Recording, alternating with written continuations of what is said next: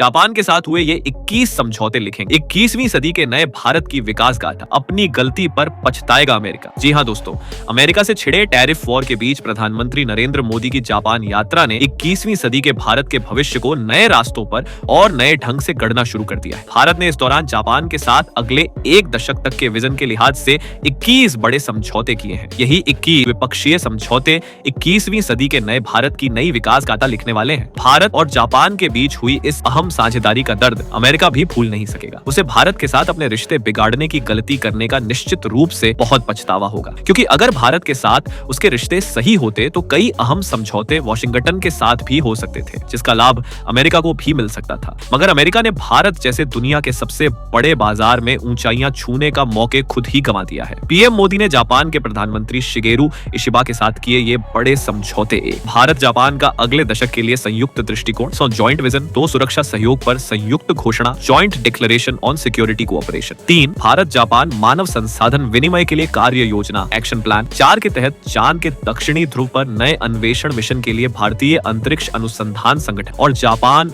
Aerospace exploration agency JAXA के बीच कार्यान्वयन व्यवस्था, 5 स्वच्छ हाइड्रोजन और अमोनिया पर संयुक्त इरादे की घोषणा, joint declaration of intent, PM Modi Ishiba की मुलाकात और समझौते क्यों है अमेरिका के लिए चिंता। भारत जापान की स्वतंत्र साझेदारी एशिया में अभी तक भारत और जापान दोनों अमेरिका के करीबी सहयोगी रहे हैं, लेकिन अब भारत और जापान के बीच स्वतंत्र और द्विपक्षीय रणनीतिक साझेदारी का विस्तार अमेरिका को यह संकेत दे सकता है कि वे अब अमेरिका से हटकर अपनी स्वतंत्र भूमिका तय कर रहे हैं, खासकर एशिया प्रशांत क्षेत्र में। ऐसे में अमेरिका की चीन से प्रतिद्वंद्विता और चीन पर हावी होने की मंशा को झटका लग सकता है। खासकर ताइवान में अब अमेरिका का पक्ष चीन के सामने रणनीतिक रूप से कमजोर पड़ सकता है।